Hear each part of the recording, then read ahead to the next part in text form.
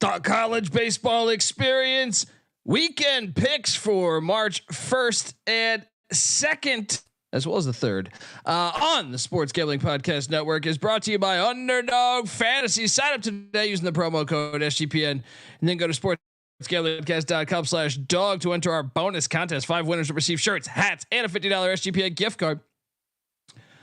We're also brought to you by Hall of Fame Bets. Yes, the sports betting research platform for parlays, player props, and game lines. Download the Hall of Fame Bets app or visit HOFBets.com. Use that promo code SGPN to get 50% off your first month and start making smarter bets today, people. And remember, as always, folks, to let it ride.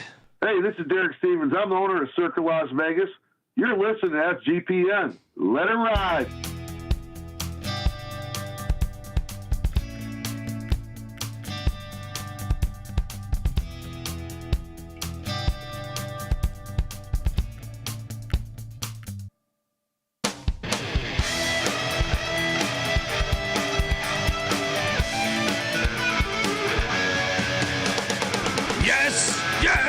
Yes. Woo! Welcome to the college baseball experience. Weekend picks for March 1st, 2nd, and 3rd. Give them the heater, Ricky. Yes, that's what we're doing here. YouTube.com/the college experience. Make sure you subscribe and watch it live. You can do all that good stuff. If you're wondering who the hell you're listening to, well, my name is Colby Dant and Bieniek, Dan, aka Pick Dundee. That's not a pick. This is a pick. He was raised in the land down under, where a man thinks on his feet, speaks with his fists, and lives by his wits. When Dundee happened, he was a superstar. I'm probably drinking too much and celebrating too much and not sleeping. Would have killed a normal man, but nah. No, that's gone. The medical advice I got from that was like being hit by lightning. Pretend it never happened and get on with your life. Sometimes you gotta pretend like things never happened. Get along with your life. But college baseball is getting better and better and better. We might have the biggest college baseball crowd in the history of the sport this weekend. I mean, you got some classics in honor of some fantastic human beings. May they all rest easy. We'll get into it. I am joined by the heart and soul of the college baseball experience. This guy, not only do you hear him there, he's the man behind the scenes on the college basketball experience, the college football experience. He's always doing something. All right. He's doing something sports related. He's the LeBaron driving. What's the word I'm looking for again with your wall in your basement? Drywall. Drywall. There we go. Sandbagging, window having, cocktail. Yeah, dude. Max got a great. I don't intro know what for you guys. I'm struggling. Mac even struggles on it too. I don't really have an intro yet. Yeah, shout out to Andrew Carey. Says first time joining live. Been listening for years. Just to make sure you are in the right spot, Andrew, and you know we want you to stay here. But this is the college baseball experience. Basketball college will be in about it. Next. Yeah, because I see he says North Dakota State buried me. Anyway. That's what we do. We skew numbers, baby. We got the one of the biggest college baseball. One of the biggest college baseball shows because our college basketball show is huge too. So SQ says we're not betting college baseball. Speak for yourself because we're betting the hell out of it. You're Taking at the wrong place, wrong time. Yes, college basketball will be going live in about an hour and 15 minutes. So jump on over there then. But I do have to say, I'm a total idiot blockhead. I put Saturday for like all the tweets and apparently for the title of the show. So we're covering Friday's games for the betting odds and everything. They were trickling out as we were prepping for the show. So we're going to be kind of talking some games on the fly as well as odds continue to trickle out. But I wanted to touch on something that currently my mentions are getting blown up in about, and it's the mercy rule, the run rule in college baseball, and how some of the run lines and totals are getting voided. It's a huge issue in my opinion. And as one of the biggest shows for college baseball and definitely the biggest one, college baseball gambling. I feel like it's something that we need to talk about because it's a house rule that the books have, and it's an easy way for them to get out of a big loss on a game, and it's kind of chicken shit. My wish is that it gets changed. However, it is to my knowledge that we have been running the town on college baseball. And once again, the house is losing quite a bit in college baseball again this year. Last year, if you remember, they stripped run lines and totals going into conference play. Hopefully that does not happen again this year. However, I'll say my strategy usually when betting on run lines and totals has been, if they're the favorite and they're -4.5, the odds of them winning by 5 to 9 runs in that range is like plus 600.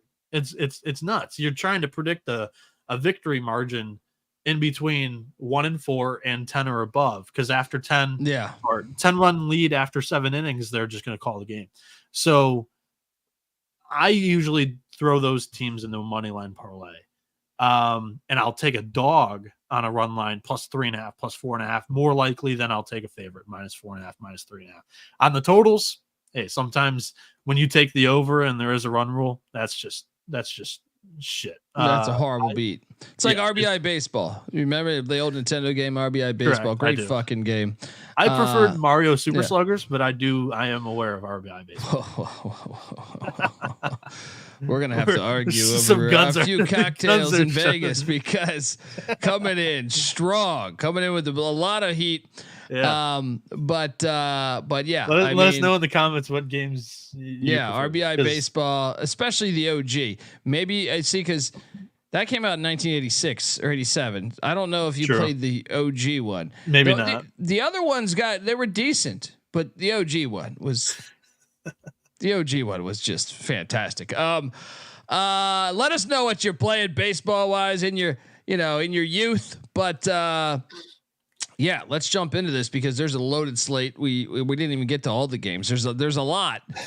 There's more than I wish. There's a lot. So yeah. Shout out to Joe Healy of D1 Baseball. I listened to their podcast today, and I mean, I am somewhat new to. I have always known of college baseball, new to truly following it at the national scene, playing baseball throughout my life. I never really got this deep into following all 300 and plus teams. He had a very nice way of putting it. Picture the NFL preseason. That's your college baseball non-conference slate. Week 1, week 2, most teams are scheduling some cupcakes. You got a couple of good series here and there. Week 3 is the week that everybody really loads up. That's the true test that teams are playing their stars 3 quarters. The starting pitchers are going 7 innings. And in week 4, nobody fucking plays anybody. I mean, shout out to Joe because he was the one that brought it up. I truly agree with this because this week's loaded, and then next week is next week. So it's okay. I can't. They're smart to do it this week before conference championship week next week. Correct. For college basketball. For basketball. I mean, backyard baseball was great too. Shout out to Rob Donaldson.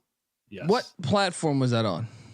I played it on like Dinosaur PC, like my desktop. Okay, I don't even know what the fuck that is. So, you don't know that backyard baseball? The game? No, really? I never heard of that. I played Ken Griffey's for Super Nintendo, but they had fictional players. They didn't get the licensing. Slugfest was fun too. That one, if I remember Slugfest correctly, that was like a lot of animation stuff. Like you could create your own pitches and like that was cool too. I believe. Myron Kidd saying backyard baseball and PC was the shit. Yeah, I don't know what the fuck you guys are talking about. See, I'm the old guy in the room. My guy was Pablo Back Sanchez. In my day. 4.6, hits tanks, throws hard. That was the dude. Folks, let's get to it because the slate is the slate. It's fantastic.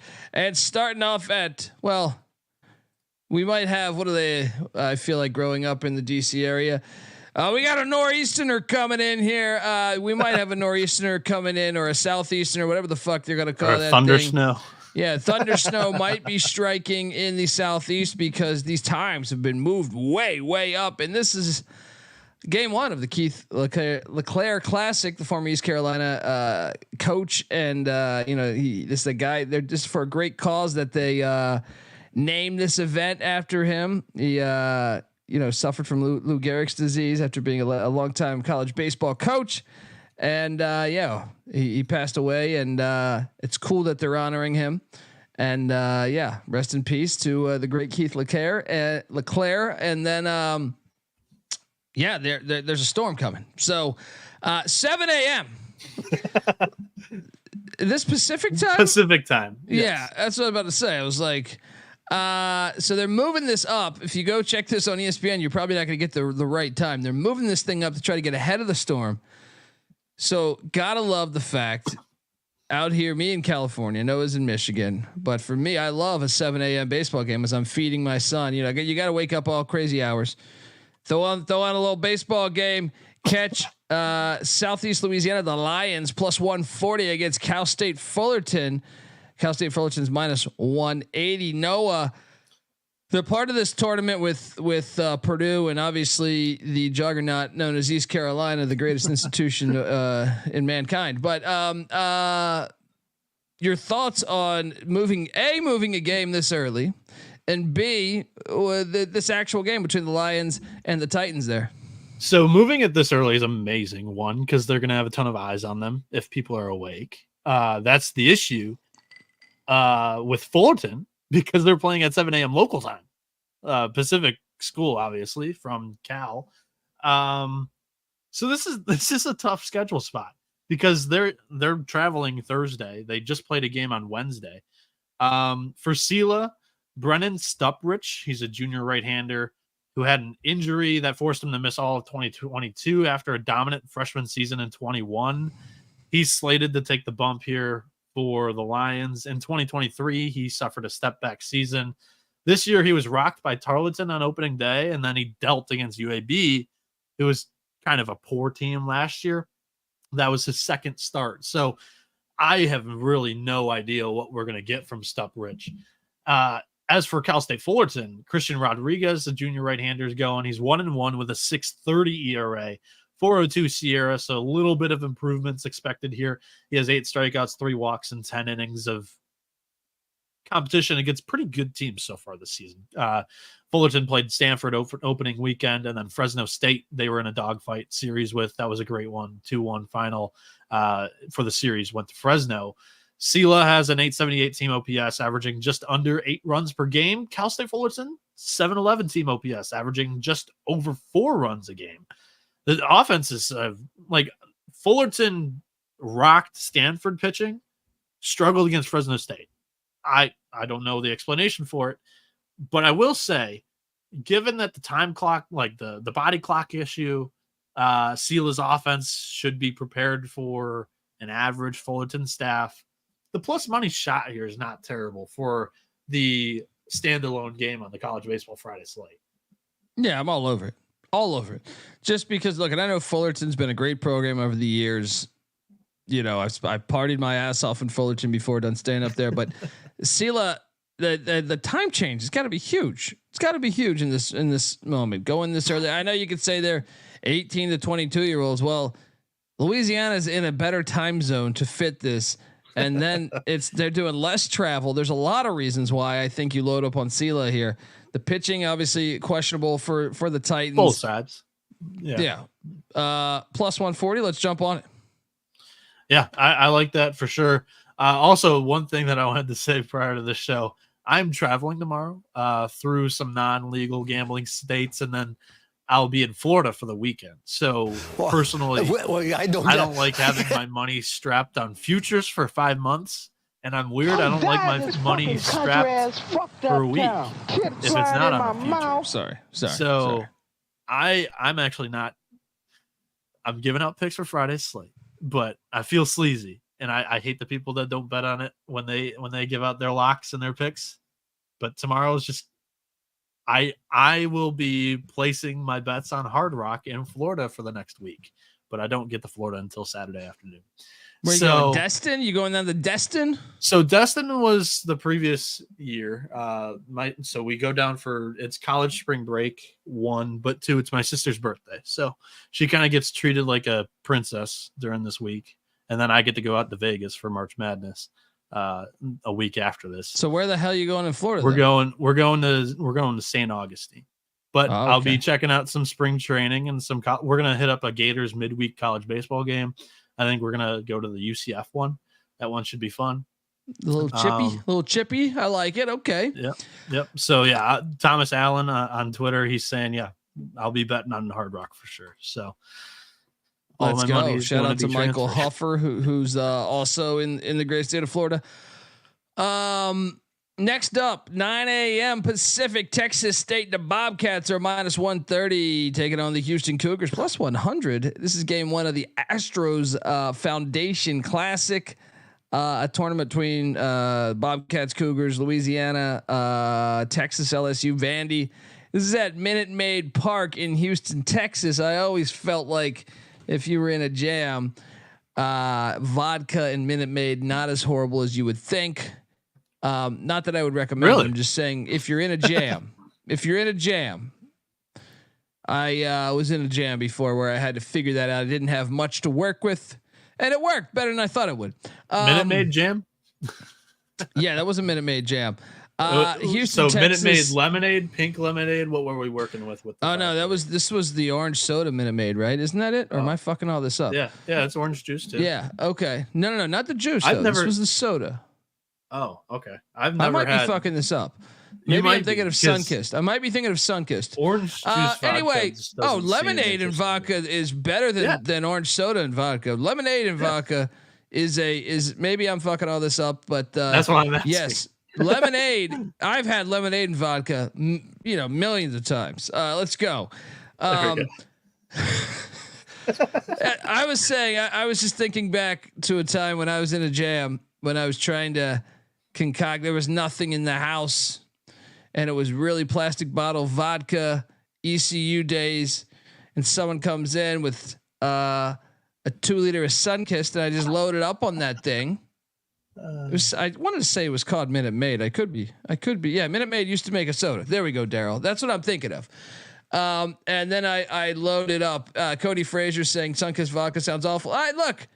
That's desperate times at college. I'm not saying go out there and concoct this, but I'm saying if you're thrown in a jam, that's like, you ever watch MacGyver? He's thrown into some jams where he he'll use like a fucking belt and a toothbrush to like diffuse a bomb, right? Colby being a bartender, I'm afraid of some of the concoctions that he built on some of these. Yeah, I bartended for a long time, and but this is pre-bartending days. This is just me getting super drunk. And I'm just saying, at ECU, that was not a bad play. I mean, not that anything you could get your hands on was not a bad play. That's true. That's what I'm saying. Now that I think about it, I don't know that I ever did it again, but it still tasted better than what you would think. Anyway, folks, if you're wondering who the hell you're listening to, this is the College Baseball Experience, and I want to tell you we're brought to you by Underdog. We didn't talk about the game. Oh yeah, that's right. Being played at the Juice Box. So Texas State, Houston. I like this. Nobody goes into the Juice Box and gets a dub. This is great. Pure college experience here. So Texas State. Here's what we're doing, right? Texas State is going to beat Houston tomorrow, but tell me why. So Texas State favored -130 on the money line over Houston, +100. Run lines and totals will come out probably 2 hours before first pitch, which is again another thing that's ass about the books right now. Texas State's going to start Austin Eaton. He's a junior right-handed pitcher, 1-1 with a 7.11 ERA. He's thrown 6.1 innings. He has 6 strikeouts, 5 walks in those 6.1 innings with a 6.76 FIP. So it's just terrible all the way around. This is Eaton's first season at the D1 level. He's a transfer from Navarro College in Texas. The scouting report says he's a low to mid 90s fastball with good command. For Houston, we're getting Jackson Jelkin. He's a junior right-handed pitcher. This guy, though, he's a big-time JUCO arm that transferred into Houston for the season. He already has 13 punchies with 1 free pass in 8.1 innings, 3.24 ERA with a 1.43 SIERA. So he's actually he's outperformed some of the standard metrics that we have on him. Texas State, 993 team OPS, averaging just under 11 runs a game. Houston, 982 team OPS, just averaging over 10 runs a game.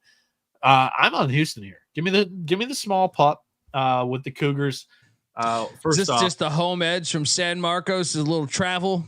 First off, I mean, I'm not going to complain taking a Power 5, air quotes there, Power 5, because it's soon to be Power 4, maybe even Power 2.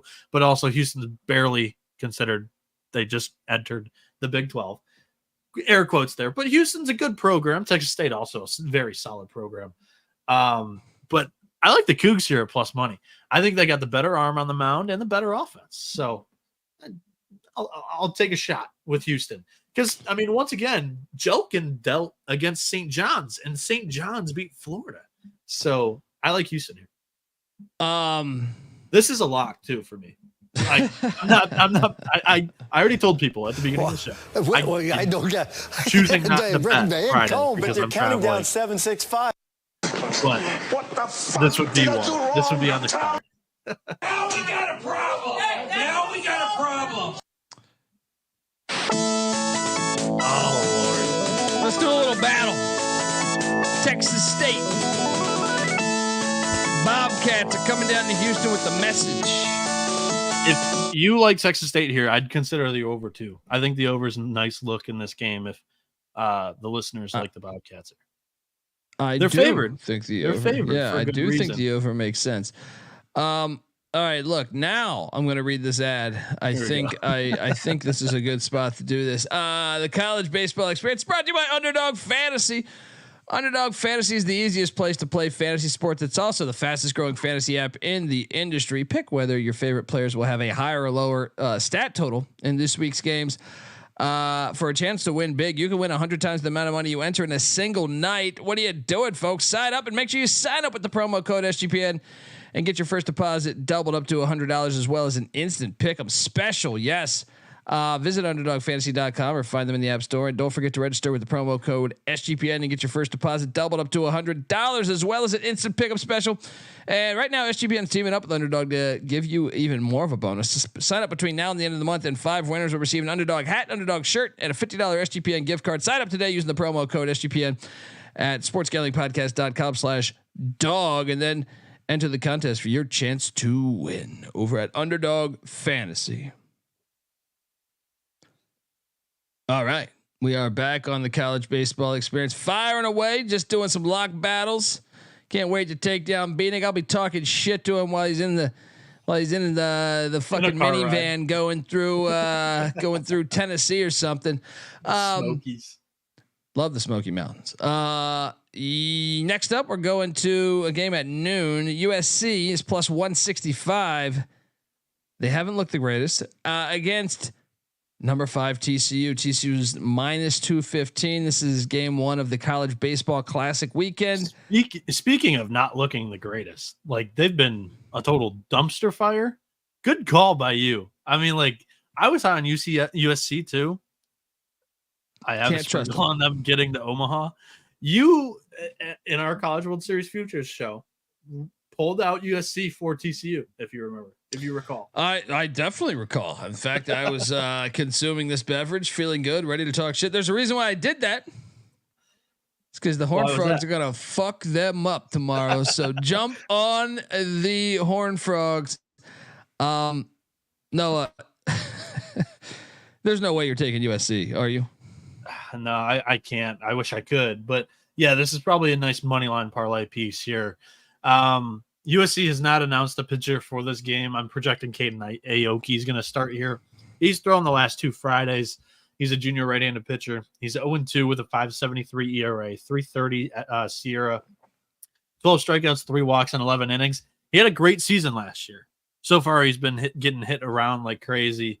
And starting for TCU, Peyton Tolley, the junior left-hander, power arm, 1-0 in 2 starts with a 6.75 ERA, 2.99 SIERA, 16 strikeouts and 8 innings with 7 walks. So he's got to rein in the control a little bit if USC can be like a little patient here, maybe they can wait Toley out, get to the bullpen.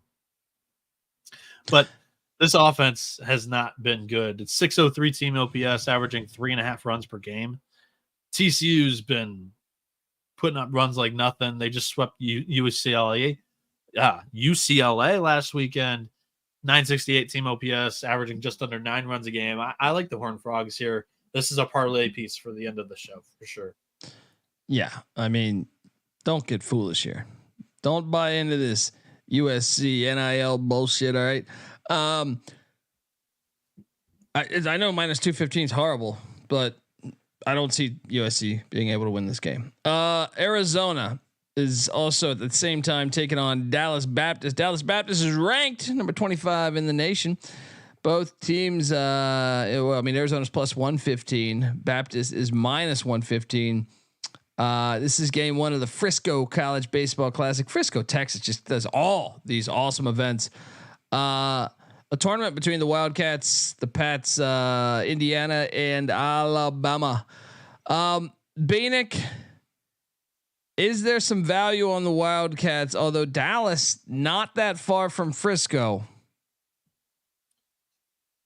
Passionate baseball fan base. Yeah, that's what I'm saying. I feel like it might be a little bit of a trap for Arizona, but I kind of like the plus 115. I guess I'll go Dallas Baptist. I mean, am I crazy just because I think Baptist that travels nothing? What is that? An hour or so? I don't think you're crazy for giving Arizona a serious look here.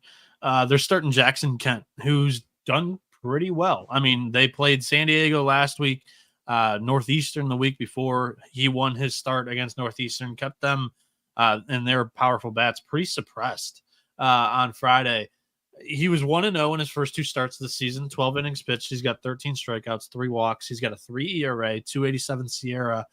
However, starting for Dallas Baptist is my guy, the goggled freak, Ryan Johnson, junior right-handed pitcher, 20 strikeouts, just 1 walk in 12.1 innings, 365 ERA, and he's had some bad luck. He's got a 0.76 Sierra. So they're advanced analytics say that he should be dealing even better than he is. For those that don't know, preseason fantasy draft, I had a steal with Johnson in the middle rounds. That's my dude. DBU has a powerful offense. The pitching staff is the questionable part about this team, but on Fridays, they're borderline automatic with Johnson going the way he usually goes. 1091 OPS for Dallas Baptist as a team. They're averaging 11 runs a game. Arizona, not the bad in their own right. 874 team OPS, averaging 8.5 runs a game. They're going up against the buzzsaw on Johnson on Friday. I had DBU here. This is another lock for me. Yeah, I think, man, I see some value, but if this was played anywhere else, play this game in San Diego, Omaha. I might be taking the Wildcats there, but I think you're right. Give me Dallas Baptist as they'll have the home edge. The ultimate neutral field in Omaha, you know? Yeah. There you go. Pitt. So I like the lock there, by the way. I like the Pats. Woo. Yeah. Lock it up. You won't get Noah DBU Bieniek at a bettable price on Friday off. Noah Bieniek locking up DB. The Pitt Panthers are taking on Oklahoma in the Las Vegas College Baseball Classic, which is a tournament. Baseball. Obviously between Pitt and Oklahoma, but also between Cal and Ohio State, which we'll talk about in a bit. Pitt is College plus 1. Classic. What did I say? Basketball. Oh, sorry. Las Vegas College Baseball Classic. There are like 6 college basketball tournaments coming up in the next 2 weeks in Vegas too. So yes, but Pitt will not be in any of those. Look, Pitt is catching 160, plus 160 against Oklahoma. Oklahoma's minus 210. I mean, we have I know you're a Pitt fan. Eat shit of. Pitt we talk about all the time here. Sure. I can't find a reason to buy into this Pitt team. I think Oklahoma is going to take them down. look, I would love to see Pitt and the ACC take down the almighty team, leaving the Big 12 for the SEC. But I just think Oklahoma's way better. Am I crazy, Bieniek? No, I don't think you're crazy at all. And this is also another sell high point on Pitt. They've started the season off well. They're 6-1. I faded them in their one loss against Maryland. That one came through. This one again, I'm hoping to fade them and pick up another W. Projected arm for Pitt here is Ryan Andrade. He's a junior right-hander, transferred in from Rhode Island. He was a closer there for what I believe. So he went from being a closer in the A-10 to being a Friday night starter in the ACC. Just absolutely wild. This is going to be his first true test. I think he's played Maine and Washington so far this season. Washington expected to take a giant step back from last year, especially on the offensive side of the ball. Andrade has a 4.70 ERA in those two games, a 6 FIP, which is awful. 10 strikeouts, 7 walks, and 7.1 innings. Projected for OU's Braden Davis, who has been outstanding so far this season. 0.82 ERA in 2 starts against Oregon and Wright State. He has 15 strikeouts and 11 innings with just 3 walks. Both Oregon, average offense. Wright State, that's the calling card. Like, they hit bombs. Raider Nation. Yeah.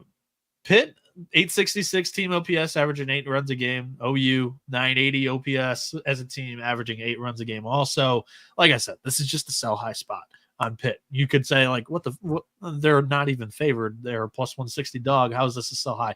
Trust me. Like, in the middle of the season, I would probably list Oklahoma as like a minus 350 favorite against this Pitt team. So I like the Sooners here. This is also another parlay piece that I would consider at the end of the show. Yeah, this one I just feel like it's easy money. I know it's minus 210. Just jump on it. Jump on it. Jump on it. Louisiana is catching plus 190. The Raging Cajuns. This is game 2 of the Astros Foundation Classic against the Commodores of Vanderbilt. Bieniek, I really liked this Louisiana team a year ago. Yeah. I know Vandy is Vandy. They're very good. Their pitching's always good. Big time program. Yes. But I would love to be swayed. Can you make me a pitch on why we should take Louisiana? Because I had a ton of fun with this team a year ago. Yeah, they just dropped a clunker this past weekend. My mind is blank on who they lost the weekend series to. However, on a Friday with your ace going, you have a chance. And Louisiana is also a pretty good baseball fan base. They'll travel to Houston for a game, especially against Vanderbilt. I think I don't book me on this, but I mean, the other power programs that they could face, I don't know the schedule off the top of my head. I should, but LSU and Texas are also in this tournament. So they are very enticed to go and watch these games, especially if the Raging Cajuns are playing some of those power programs. So like I said, they have a good ace in Jack Martinez. He's a blue chip junior right-handed pitcher, JUCO product who he hasn't had the greatest start to the season. He has 4 walks and a hit by pitch or a hit batter in 8 innings with only 6 strikeouts, but it's all resulted in a 2.25 ERA somehow. When you're walking and you're struggling with your control that much, you're going to have a high Sierra. He's got a 4.93 compared to that 2.25 ERA. However, when you're talking about rough starts, we got Carter Holton on the other hand going for Vanderbilt. Again, projected. They have not announced this because he has been dealing with a preseason nagging injury. He didn't start that first game against Florida Atlantic, but he came out of the bullpen against the Owls. He pitched well against an offensively inept Gonzaga in game 2, but that team still pushed across 2 runs. Holton has a 7.88 ERA, but a 1.78 Sierra. So he's expected to have some of that bad luck bounce right here. I'm going to end up siding with Holton on the big stage under the bright lights in the juice box on Friday, but that's only on the pedigree of this program. And Vandy's actually been hitting quite well so far against below average competition. 922 team OPS, averaging just under 9 runs a game. U of L, 792 team OPS. Louisiana averaging just 5.5 runs per game. I think Vandy edges this one, but I want no business with that minus 250 price. I'm just saying, sprinkle a little bit on those Raging Cajuns. Fascinated by watching this one. The next one, we don't need to talk about that next one. It's pretty simple. Because when you're at East Carolina, you go for it every time. Or you don't coach at East Carolina, you don't come to East Carolina, you don't play at East Carolina with a weak heart. Write it.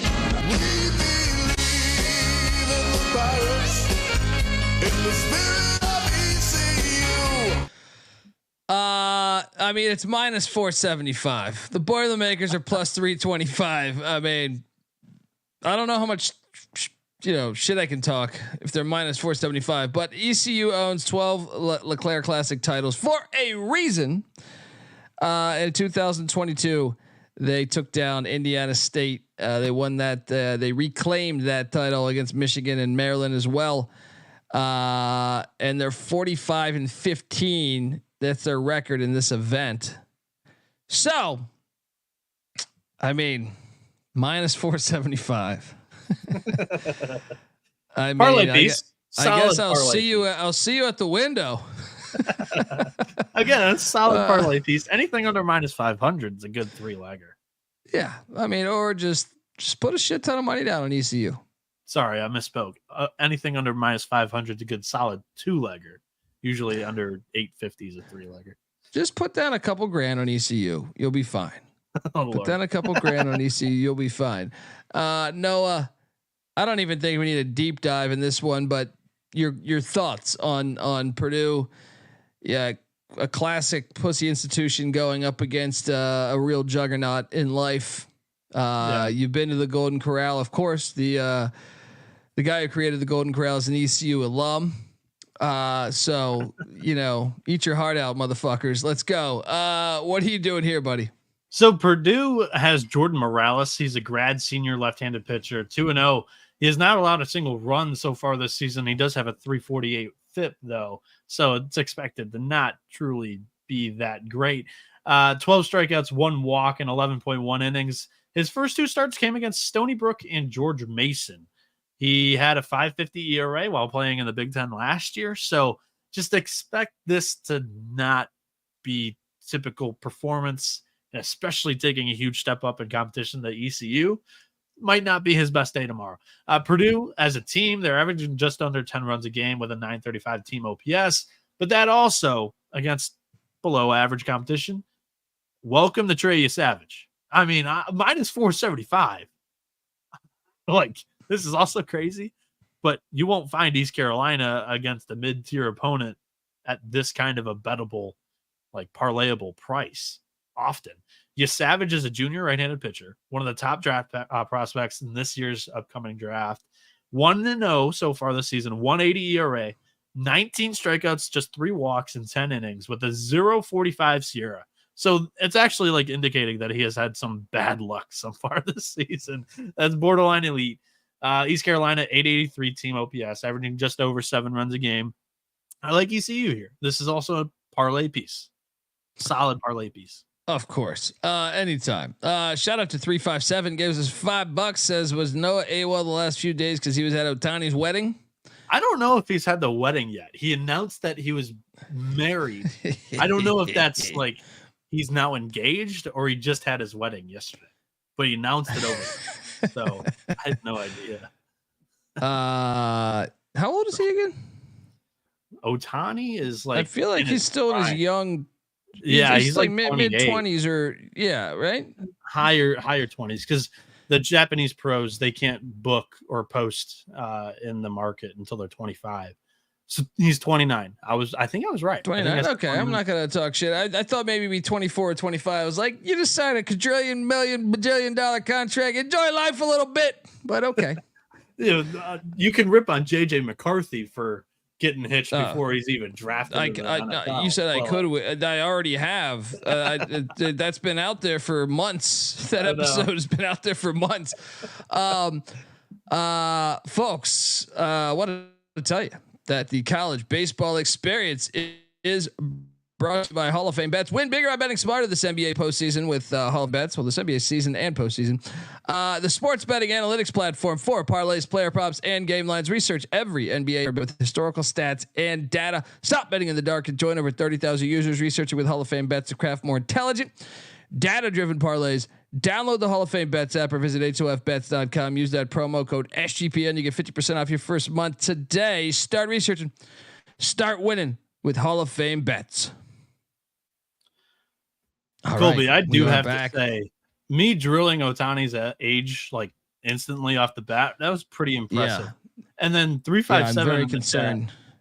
Maybe you are going to his wedding. What is he's in the chat saying Mike Trout's already 32 years old. For me, like I feel like Mike Trout's kind of been in the league forever right now. Like I've been watching him a lot. I mean, 13 years. I think. By the way, I've always been a hater on Mike Trout. Why? Do you know why? No, he committed he committed to East Carolina, and then he flipped. All right. Where was he committed to? Sandbagging son of a bitch. All right. Where was he committed to? East Carolina. Like what do you mean? Did he recommit after, or he didn't flip? He got drafted. Did he recommit to somebody else? Yeah, he recommitted to who was it? I don't know. It was a while ago. But this is like we're talking about 13 years ago. I was 8. And I was pissed drunk somewhere in life. But yes, he didn't go to ECU. I'm looking this up. He got drafted, and we're not talking Vietnam draft here. All right. No, so he got drafted. I mean, I thought he flipped though. I thought because we were excited about him. I thought maybe like Tennessee, maybe an SEC team came in. I don't know. So it says he had committed to East Carolina prior to the 2009 draft. I remember people being upset about. Maybe it was just him going. I didn't even know. Like this was it's okay. Again, I was playing. You keep giving me some of these. I'm gonna hit you with some shit. You're just not gonna know. That was impressive, Colby. I will. Well, I do say. Well, look, I can remember some of my drunken moments. Shout out to Clark. Well, yeah, shout out to Clark as well. I'm super excited for this game. You know me, I love college sports and I love rivalries, tradition. Yeah, not fucked up by conference realignment, preferably. This one, they're in different conferences, but they play every year in football and basketball and in baseball. And please never change that. Georgia heads to Atlanta, from Athens to Atlanta. Well, this is actually they're doing the ECU North Carolina thing, which preferred my preference. Yes. Shout out to them. Yes. This is amazing. Game 1 is in Atlanta. Game 2 is in Athens. Game 3 is in Coolray Field, home to a AAA. What are they? The Stripers? I think so. The Gwinnett Stripers. Yeah. They should change their name to the Strippers. That would be way cooler. Just added another B. But I think if I'm thinking of the right team, that actually is a cool logo. I think it's a frog, dude, with a long ass tongue. Like that's right up your alley. I mean, dude, I've been to a fair share of AAA baseball games, or some of the mascots we have going. Oh, they're awesome. They're so great.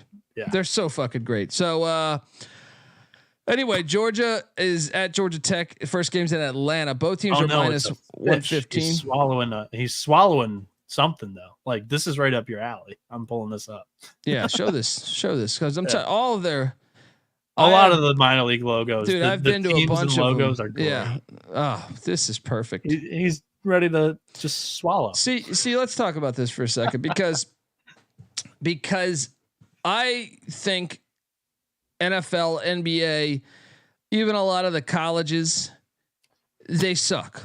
They lack creativity. They're so afraid to do anything. Is fucking tremendous. Yes. No, this is what I'm talking about. I've put a lot of thought into this over the past 41 years of my life.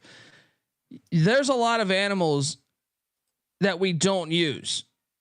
For some reason or another, we just punt on them not being a mascot. and it makes no sense to me. Crazy. It makes no sense to me. So the Stripers are fucking awesome. That logo, great work, completely original. Yeah, dude. They have the flying squirrels too, right? Yes, I went to a game, right? The Trash City. Oh no, that's the pandas. How about this one though? Making Bacon. That one's great. Minor league flying. No, the originality through the fucking roof. Originality through the roof. It's so refreshing to me to see somebody get it right. Yeah, I went to a game.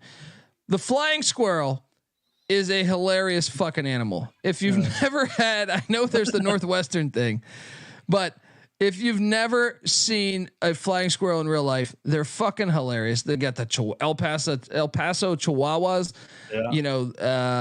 which is fucking hilarious in its own right. It's like, see, that's what I mean. Like Albany being the Great Danes in as a university, love it. It's one of the best. Minor league baseball has the absolute best names. Out there. So in my opinion, the USPBL is a league that's like right in my backyard. Summer league. They've got the Beavers, the Diamond Hoppers, which is a frog. They've got the Woolly Mammoths, and then the Unicorns. Unicorns is that's a tough sell, but look, I can appreciate I don't know, unicorns. That's where it goes a little too far for me. That's like the Washington Wizards, you know. You got mythical creatures. That's bullshit to me. There's enough animals and birds and shit out there that we could really the trash pandas. Are you pro trash pandas? Like that's a mythical creature, but that's fucking awesome. I mean, I would love to know the story behind them deciding that before I truly cast my opinion. But that's a great logo. Clark's right. Like the logo is fire. It's pretty hilarious there, but there's a lot of great Space Cowboys. Sugarland Space Cowboys. Well, that's Sugarland, Texas. That is. Yeah. This actually, I think, makes a little sense. I think there's because I'm sure that's a thing with NASA, right? How far? Where's Sugarland, Texas, located? Is that anywhere by Houston? This one might actually make sense. Yeah. Shout out to Traverse City, Michigan. I'm pulling up their awesome. I've been to that city. Traverse City Pit Spitters. It's some cherries. That's great. See, that is fucking great. That is a great logo. Yeah, it's super creative. Michigan. That's like a fucking garbage pail kid. That is a great logo. Yeah. Super creative. Like Michigan, a state that produces a shitload of cherries for the country. Like, do that. You don't even need to be an animal. That's what I'm saying. That's awesome. That's why like the leagues have been the pro leagues are just phoning it in on this shit. Colleges, a lot of the new colleges, we're the Wildcats, we're the Owls. It's so lazy. It's insulting. It's really insulting. And even worse is they actually pay money to have a firm. Like they go and cast they go and poll people. The reason why I know this is because I was polled when I was struggling here in LA, like 10, 15 years ago. They brought I don't know who signed me up. So a friend of mine got me involved with these focus groups where I would go, and some of them would be shit like that. One of them was Clippers name change. One of them was I was part of a meeting. I was polled after Donald Sterling being a true piece of shit. They asked if they should change the name, and I'm like, why? I know he's a piece of shit, but I don't think everyone's going to think of Donald Sterling. He was, but that's my point is they spent a lot of money. These teams spend a lot of money and universities spend a lot of money trying to come up with names. And a lot of times they just have the stupidest fucking names when there's a lot of cool names out there. Anyway, I'm sorry for that bit there. Georgia Tech. I was high on the Bulldogs. Get that college experience. Yes, yes, and look, feel free to tag us at TCE on SGPN if we're forgetting your local minor league baseball team. That's what I'm saying. I've been to a Bowie Bay Sox game. They always had great beer specials. I went to the Frederick, Maryland Keys game. I did the Prince William Cannons. I did the Flying Squirrels. I did one out here in LA somewhere in like San Bernardino. I forget the name of their team, but get on out there. Pickles. Yeah. Is that like, is their logo actually a pickle? Okay. Yeah, they've got a mascot that's pretty Twitter famous because his thumb. You gotta look it up. I'm not gonna go any deeper.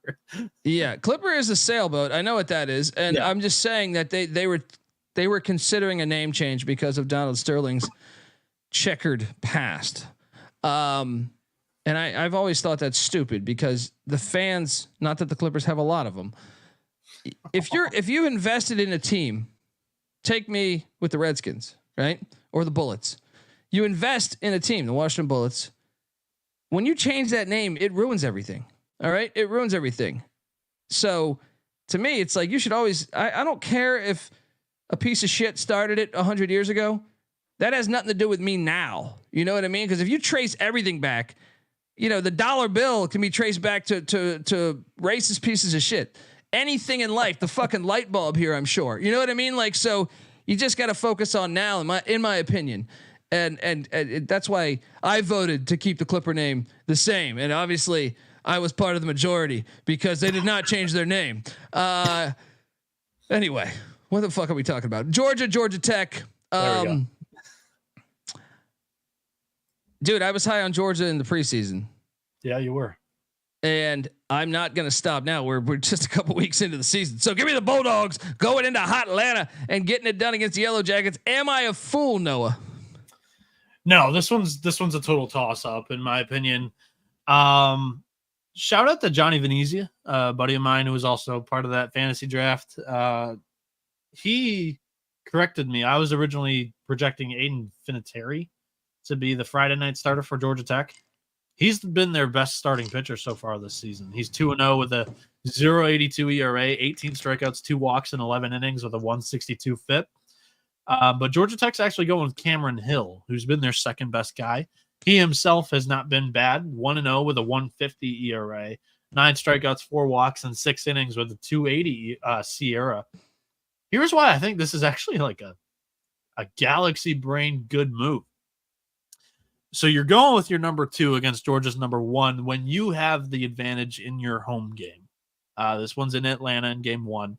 I think that evens it out, truthfully. Game 2, they're in Athens, and Georgia Tech's going to have their best starting pitcher going. I kind of like the strategy here. The game within the game, with their starting their weekend rotation here. So I actually think Georgia Tech. I'm taking Georgia Tech to win the series. It's an 11.7 series, part of the pick'em. So I think this is the first one on the list for the show. I'm going with Georgia Tech for that, and I actually feel pretty good about this. This might even be a survivor, one of the ones that I narrow it down to. Georgia, they're going to start Charlie Goldstein here. He's a senior left-hander with a 2-0 record so far this season. He's had 4 walks, 9 innings. You're assuming for game 3 here. He's had 14 strikeouts, 4 walks, and 9 innings with a 2 ERA, 5.43 FIP. So he's had a couple of good bounces here, good defensive plays. Just some of the stuff that gets factored into the advanced analytics here. He's also faced poor competition in UNC Asheville, Northern Kentucky. So a steep curve of regression could be coming here for our friend Goldstein. And that's the difference for me in this game, because both offenses are super good. We've got him as the thumbnail here for this game, but both of the country's leading home run hitters.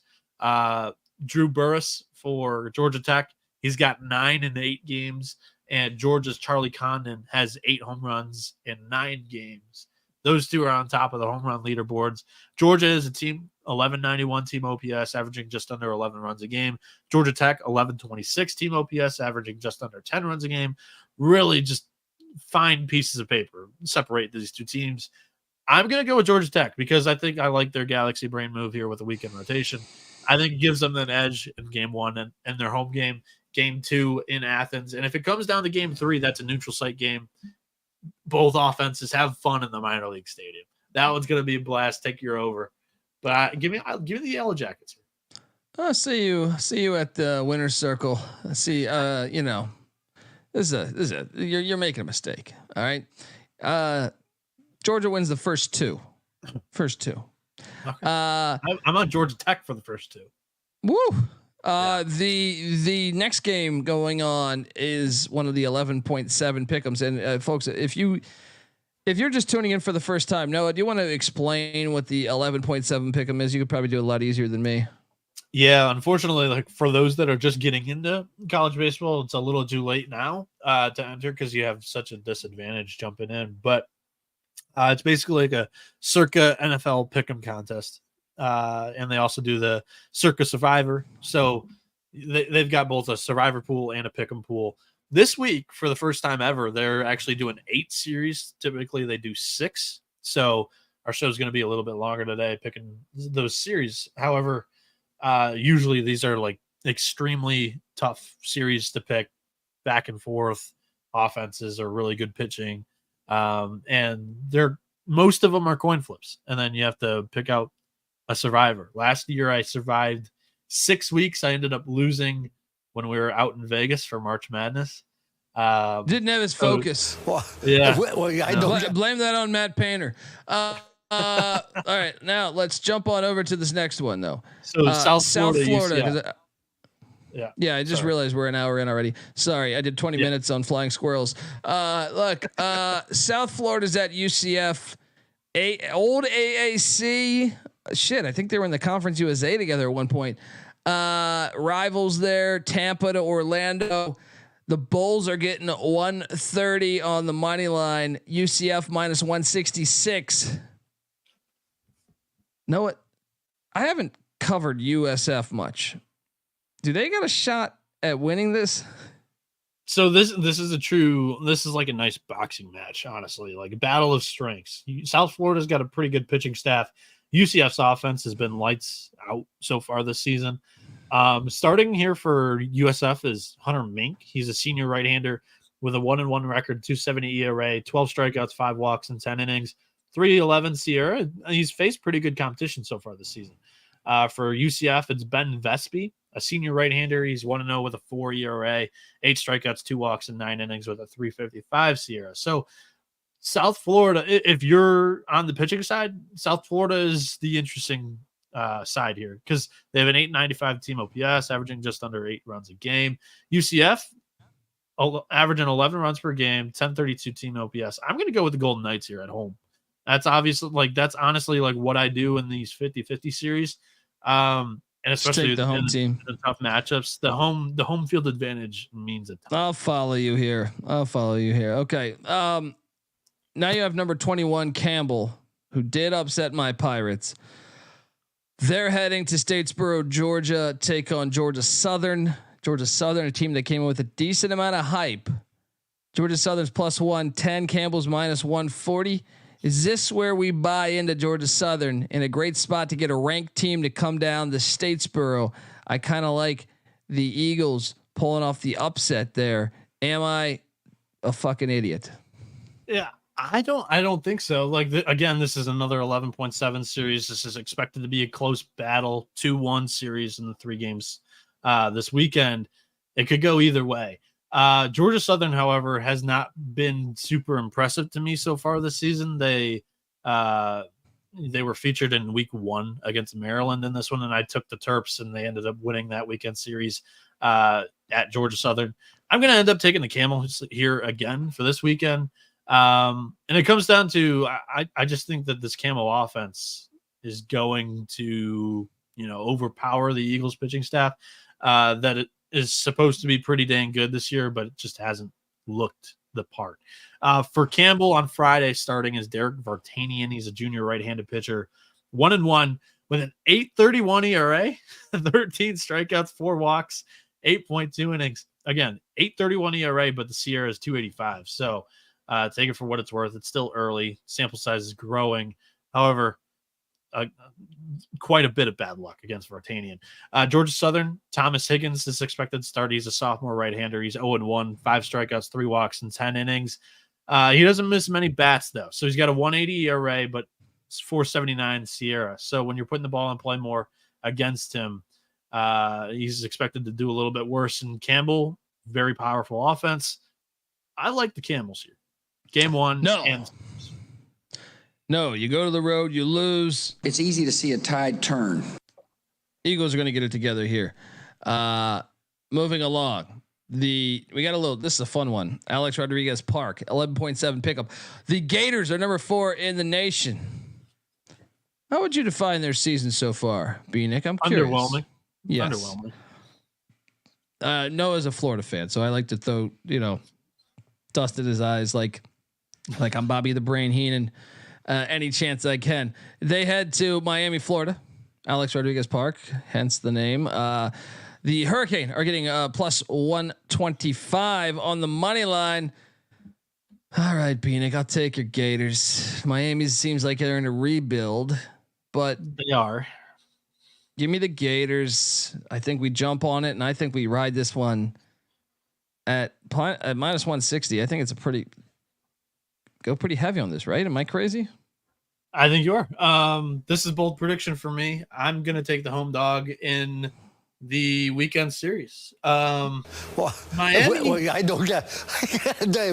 They give Florida fits, especially at Alex Rodriguez Park, aka Mark Light Field, I think it is. Florida has walked into this place and lost series quite often, especially as the better team. This Friday, I think they win the game, but I think they lose the next two.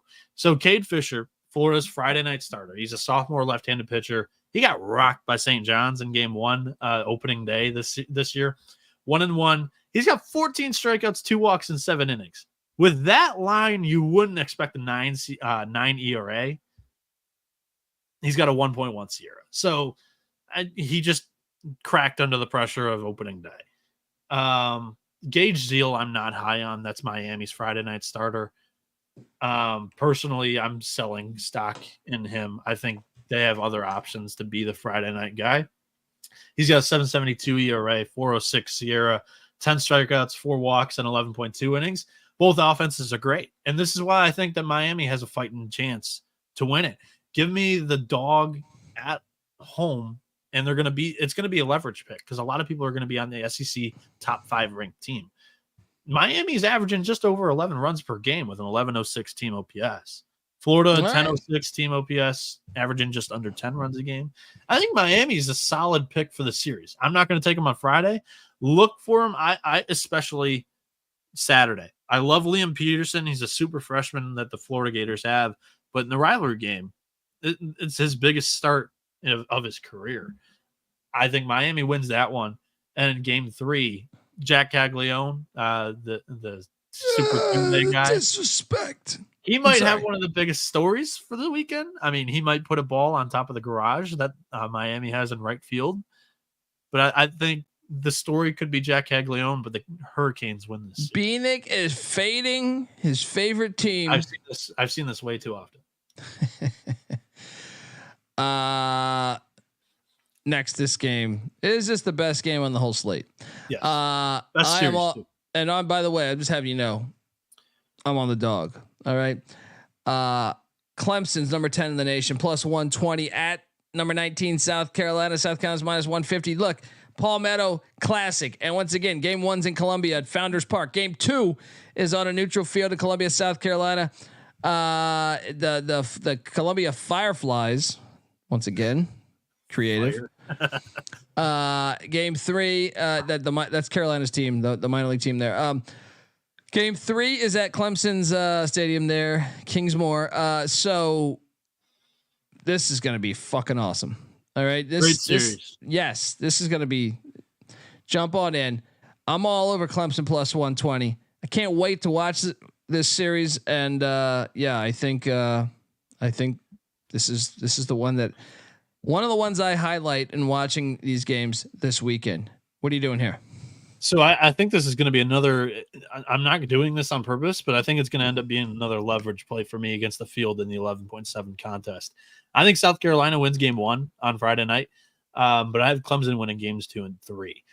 Here's why. So Billy Barlow got his shit pumped by Kennesaw State last Friday. Clemson ended up losing 18-1. The optics on that were extremely bad. However, Eric Bakich pulled most of his guys starting in the lineup, didn't throw most of his better bullpen options in an extremely good, deep pitching staff. So he just allowed the team Wait, hang on. Did anyone get Noah's audio there, or was that mine that cut out? Did everyone hear Noah right there? Because I heard none of that. Like you caught off, like you were talking. If the comments say yes, they heard me, I'll continue to go. But okay, so they heard me. Your Wi-Fi cut out. Okay. Basically what I'm saying is I think a lot of people, the optics on Clemson's Friday night loss, it was 18-1 against Kennesaw State, were not good to sum everything up. I think they lose again here on Friday. Billy Barlow is the Friday night starter for Clemson.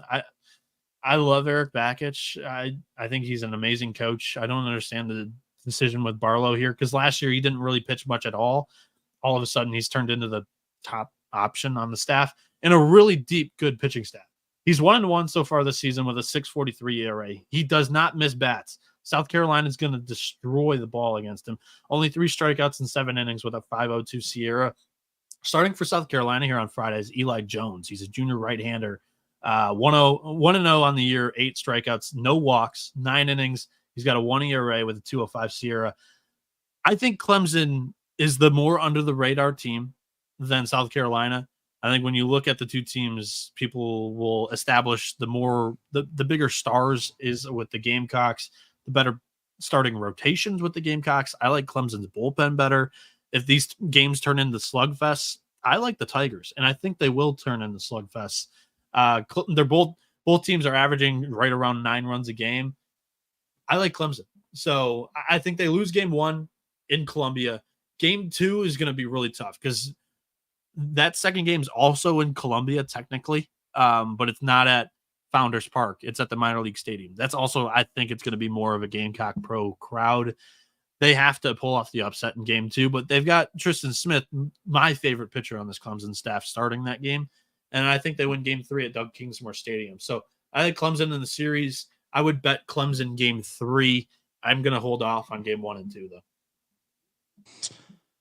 All right, let's jump down to Arizona State, A&M, Texas A&M, and Arizona State. Hold on, I'm sorry. I know we got to get out of here soon, but did you see that story of the Wagner outfielder playing at Texas A&M last week? Yes, that was awesome. Oh my God, folks! I completely forgot about this. Wagner's outfielder. Yes, please show this headline to the people. So the game was delayed because Wagner's outfielder got locked in the bathroom. Hilarious. Yes. Let's talk about this for a second. I'm pulling this Is up. this bullshit? Did he just have diarrhea and didn't want to give up the starting nod? No. So it's not. There's picture evidence of this too. So tune in on YouTube. So Carter Carroll's Karels. Shout out to him. His initial tweet is the Texas A&M versus Wagner baseball game has been briefly delayed because, well, a Wagner outfielder is locked inside a bathroom at Bluebell Park. No, I'm not kidding. Dude, wait a second here. So then Andrew Healy, AJ Healy, 18, he goes on to investigate this. He goes, other duties as assigned, Anthony Alba, 7, and I definitely didn't have this on our bingo card yesterday. Here is the door, which is absolutely destroyed as they got this kid out of there. I mean, dude, look at this. Wait a second. So you know Cam, who does our graphics, Cam is a Texas A&M graduate. I think he was there too. We got superstar treatment. Me, Sean, and Ryan from SGP, Sports Gambling Podcast. We go down there for a Texas A&M football game. We get shown the field. You know, we could be on the field during the game, and everything was fantastic. We get shown behind the scenes. They have an SEC network studio in there, just not far away from the where the football games are played. But we got to see the facilities for all their athletics. That place just full of money. Like I could see this happening. I could see this happening at like, you know, a shitty, a school barely getting by. I can see it happening in the NEC with Wagner. Yes, not yes. At an SEC facility. In College Station. What is this? A hilarious story. He was just in the shitter. Hopefully he's not claustrophobic. Although those bathrooms are probably, I went into some bathrooms there. They were all gigantic. Anyway, very hilarious stuff going on in college baseball, and nothing like being trapped in the shitter. Next up, Arizona State's getting plus 135, and this. You know what? Unfortunately, I highly doubt someone's going to get trapped in the shitter here because this is not on campus. Arizona State. This is the College Baseball Classic week. The second game. The second weekend. Second weekend game too. Yeah. Life. They're getting Arizona State's plus 135. A&M's minus 175. I'm on A&M after all that. So both of these offenses are really good, explosive units. Both pitchers are not announced yet, but I'm projecting here that the Friday night started over the last 2 weeks for both of these teams are going to go. Thomas Burns, he's a freshman, a blue chip prospect and recruit, joining the Sun Devils. Friday night starter, he's looked pretty good so far this season, and he's faced good competition. I was originally doubtful in the preseason that, he was going to be a true Friday night ace, but it's turning out he's done all right. He's 1-0 with a 2.89 ERA, 15 strikeouts, just 2 walks in 9.1 innings. He's got a 0.76 Sierra, so he's borderline elite so far this season, again, against good competition. Ryan Prager, on the other hand, sophomore left-handed pitcher for Texas A&M that I'm projecting here, he has not faced good competition, but he's been maybe if Texas A&M prevails here against Arizona State, he's going to be the talk of the town. The guy that nobody's realizing he's been this good so far this season, because he has been. He's 2-0. He has not allowed a single run in his 2 starts so far this season. Even under the hood, he's been excellent. 0.2 Sierra, 19 strikeouts, just 1 walk in 11.2 innings. Arizona State, they have a 1051 team OPS. They're averaging just under 10 runs a game. Texas A&M, also a great offense, averaging 11.6 runs a game, 1178 team OPS. I say all of that to say, if you're going to bet this game, I would take the dog. I would also take the under because this total is going to be pretty high. Both offenses are very good. Minus 175, I'm not willing to bet because Burns has showed us the capability of shutting down good offenses so far this season. So I would give, if I were telling somebody to bet this game, I would take the Sun Devils on the money line. However, Texas A&M is a very solid team. I'm not looking to fade them. I think my favorite play of this game would be the under, and of course that's going to be released around noon tomorrow Eastern time. So, all right. I know we got to power through stuff, but Indiana is plus 140. The Hoosiers have looked all right. Alabama minus 180. This is game 2 in Frisco at the College Baseball Classic. Indiana, I just can't. I'm reluctant. I've got to go chalk. I think Alabama's better, and I think Alabama's going to fuck them up. Am I crazy, Noah? So minus 180 is the borderline most expensive price I'm willing to pay on a money line in college baseball, and I'm all over that here against Indiana. Indiana is another team that I really don't understand kind of how the weekend rotation has been formed. I like their Saturday guy, Connor Foley, a bit better than Braden Reisdorf. So Reisdorf is projected, or he's listed to pitch here for Indiana. He's a sophomore right-hander. He's not done well so far this season. He's 0-1 in his 2 starts. They've ended up losing both of them. They lost to Duke. He didn't get a decision in that one because it was tied when he got pulled. He's got a 5.62 ERA. Advanced analytics say that he should be a little bit better than he is. 3.65 Sierra. He's got 8 strikeouts, 3 walks, and 8 innings. He's faced good competition. I just think there's a better option in this weekend rotation.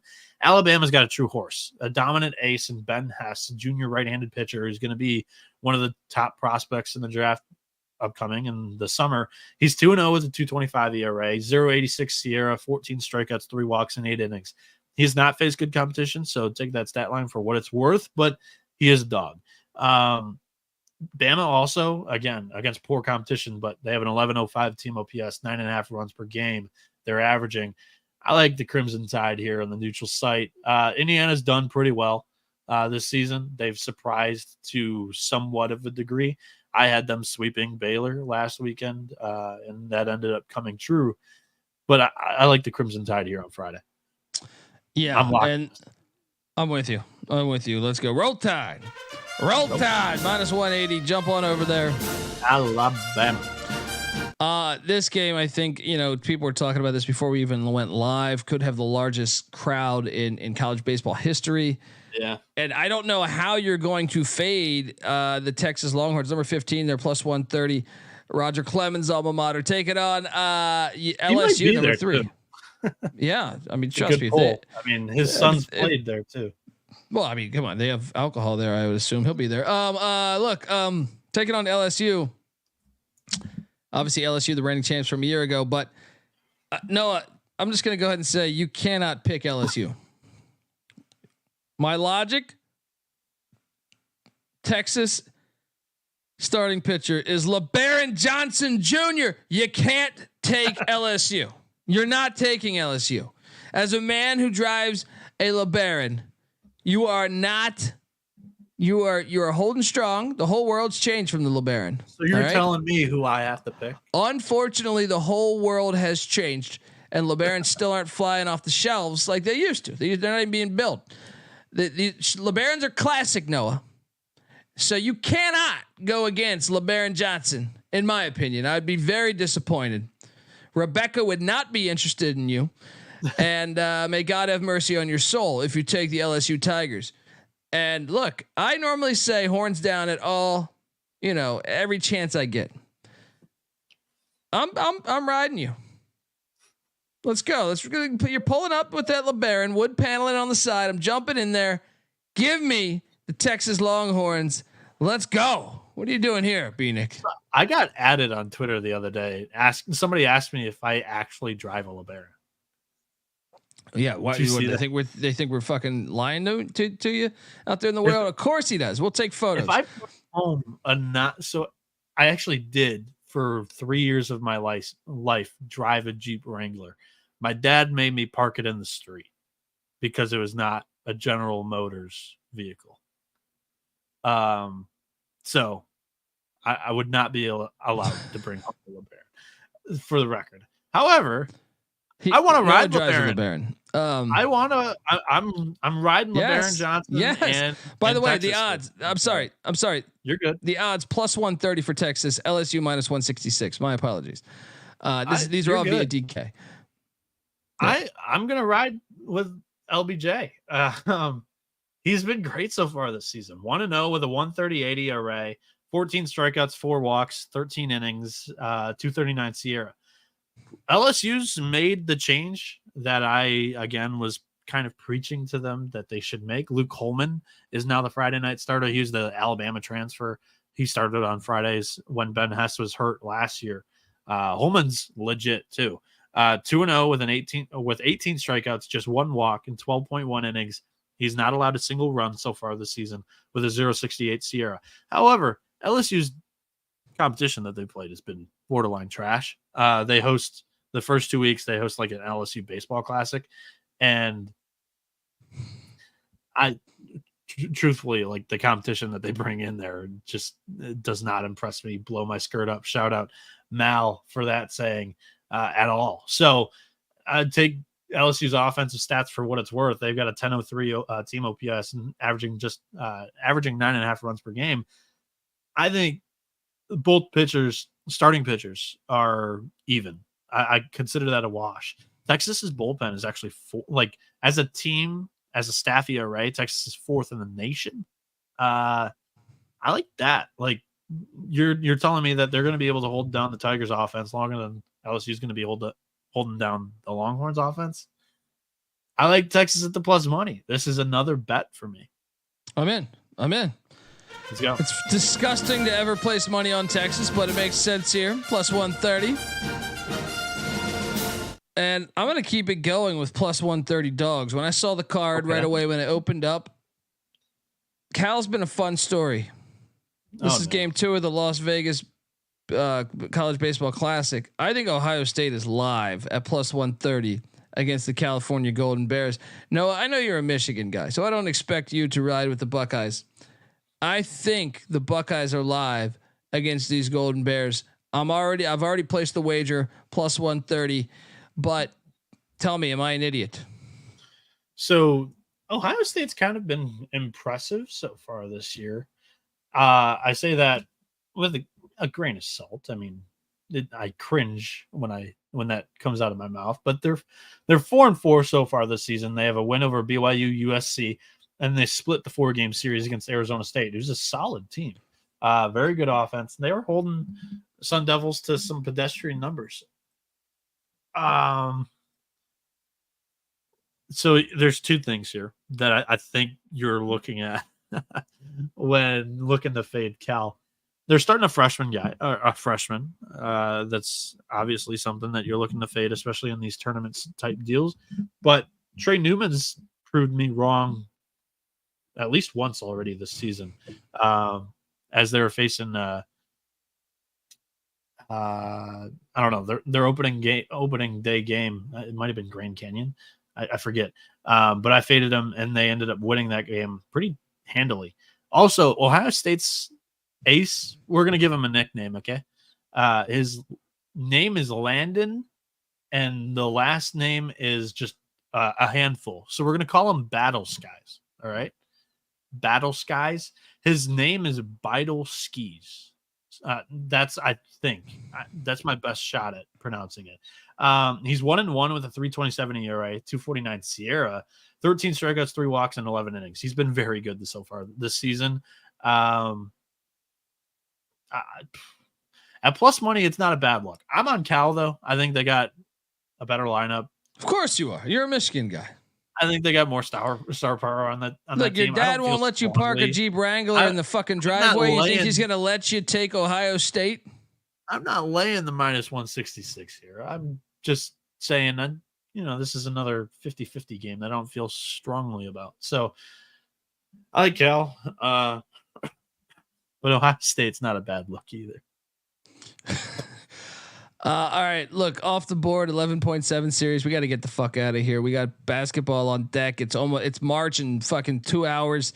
People want college basketball. It's already March for me. This is March. Oh yeah, let's go. The 11.7 series.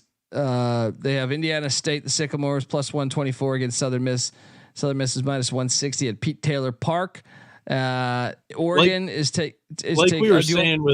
like we were saying with at the beginning of the show, like some of the odds were trickling out as we were getting ready to go live here. So I didn't really get a great look at either of these or any of these Friday matchups, but for the weekend series, I can still give out picks for this. I personally like Indiana State. I don't think Southern Miss's offense is very good this season, and Indiana State has once again reloaded on the pitching side of things, and they brought back a good majority of their lineup from last season. So I like the Sycamores here to go on the road and actually pull off 2 wins at Pete Taylor Park. I'm interested to see if that one turns out to be a good leverage play for me as well, but give me the Sycamores. I'm with you on the Sycamores. Obviously last year they got hosed and I'm jumping on it. Also the next game, what were you going to say? No, we just got to get through this shit. Yeah. Also, the next weekend, I listed this wrong on our notes. UCSB's at Oregon, for what it's worth. So I like Oregon. That place last year, I think Wazakowski's building something at Oregon. Like the fans actually showed up for that super regional against Oral Roberts. You get a top 25 team coming into your home ballpark. I think this might even be like their first home game of the season. Definitely their first home weekend series, I think. I think there might be a good contingency of fans here. I'm going to take the Ducks in this weekend series. Yeah, that's all the difference if it's at Oregon. If it was in Santa Barbara, I was prepared to load up on the Gauchos. Wilmington is at South Alabama. Michigan is at UCLA, sort of. So yeah, Wilmington, like this is another 11.7. I do not feel strongly. I think this is the most 50-50. And we don't have odds on this yet. Yeah, it's not even out on the board yet. So I think this is the most 50-50 weekend series of the bunch. And like I said, when I don't feel strongly about the series, I'm going to take the home team. UNC Wilmington, I thought they were going to be better. So far, they've kind of stumbled out the gate. Give me the Jags at home to pull off a weekend upset. And then, keep going. Well, Michigan's going to lose at Dodger Stadium in the Baseball Classic, but there's the Wolverines take on UCLA. I know you're a Michigan guy. This one's not going to be at Dodger Stadium. I don't know the exact schedule and like where exactly they're playing these games. This one's a home game for UCLA. But I thought they were playing some at Dodger Stadium here. They are for the tournament. I don't know which games are actually going to be at Dodger Stadium. The ones at Dodger Stadium, okay. Because that's the cool part about this tournament. But yeah, for some reason UCLA gets a fucking home game against us. Come on. Get the fuck out of here. Give me UCLA is going to win. Maybe they negotiated it in joining the Big Ten. San Diego's at UC Irvine. Nobody goes into Anteater Ballpark and gets a dub. Give me the Anteaters. Give me the Anteaters all day there. Yeah. All right, now let's get out of here with what's your survivor play, and then let's get a lock and a dog and get the fuck out of here and talk some hoops because I'm having a blast. But damn it, we were supposed to do an hour. We're at an hour and 26 minutes. I told you it was a jam-packed show. So 11.7, the 8 series that they had were UNC Wilmington, South Alabama, Oregon, UCSB, Indiana State, Southern Miss. It's the Indiana State play, right? Then Clemson at South Carolina, Florida at Miami, Campbell at Georgia Southern, USF at UCF, and Georgia at Georgia Tech. The ones that I've kind of identified, I'm going to look into it more. I like Georgia Tech a lot. I like UCF a lot. I like what was the other one that I liked a lot? I like Oregon a lot. For the show, don't book me on this. I do own the right to be able to change my pick for this contest. I'm going to take Oregon.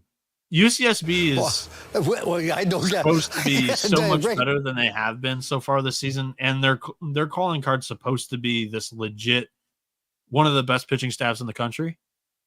It has not lived up to it. The bullpen's been absolutely disastrous, and Oregon's got a nice pitching staff in their own right.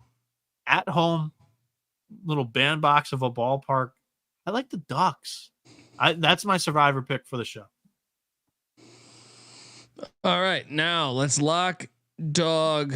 The dog, I think you've already known that. I mean, there's a couple dogs that I think are juicy for this show. Yes, we should. To me, the dogs were taking Texas. I actually don't mind a Texas Ohio State parlay. I know someone said Texas ECU, so you get a favorite parlay with Texas. Ohio State. Get the fuck okay. out of here. Hear me out on this then, because that's Texas. Dude, I feel it's disgusting to bet Texas, but I think there's value there. Texas and Clemson. How about that? Clemson's plus 120. I'm staying away from Clemson on Friday. I don't like them on Friday. I don't even. So what's wrong with TCU? We both like them over USC. Love TCU. Love TCU to destroy them. They're minus 215. We both liked Oklahoma over Pitt, right? Yes. Minus 210. So a little Big 12 parlay. And you want to throw in East Carolina? I mean, that's the only way that you can get action. That's the only way you can get action on the Pirates. Do I want to throw in East Carolina? I mean, well I don't get. I break my head cold, but you're counting on 765. Oklahoma, TCU, ECU. See you at the winner's circle, folks. I also like my money line plays. That comes out to plus 161. That money line parlay. Jump on it. My lock, yeah, for the show is Dallas Baptist. My dog is Texas, dude. I know. Stop it. I was looking to see if I could get Texas. I was looking to see if I could get more cute. Southeast Louisiana is a nice dog, but yeah, I think Texas is my top dog. So Dallas Baptist and Texas. I like sprinkling a little bit on the Raging Cajuns. I like sprinkling just a tiny bit on those Raging Cajuns. Not a bad look. Yeah. We both wanted to fade Vandy quite a bit in the preseason. It's not a bad look at all. Holton has not started off amazing, so and he could still be dealing with the preseason nagging injury. So the lock is Oklahoma to me. All right, since you threw out 2 dogs, or I threw out 2 dogs too. Sorry. All right. Well, Noah Bieniek's a fucking ace when it comes to all this. Make sure you tweet him. He's going to be on the road in the Astro van, driving through the Smoky Mountains. Plenty of time to interact. Let's go. Get on over there. Make sure your phone's charged, Bieniek. All right. Yeah, for sure. Give him a follow. Give Noah a follow at NoahB77_. I'm on Twitter at the Colby D. The College Baseball Experience is on Twitter at TCE on SGPN. And we're just getting started this season, so buckle up, folks. All right, we're gonna be here all fucking year, and don't forget.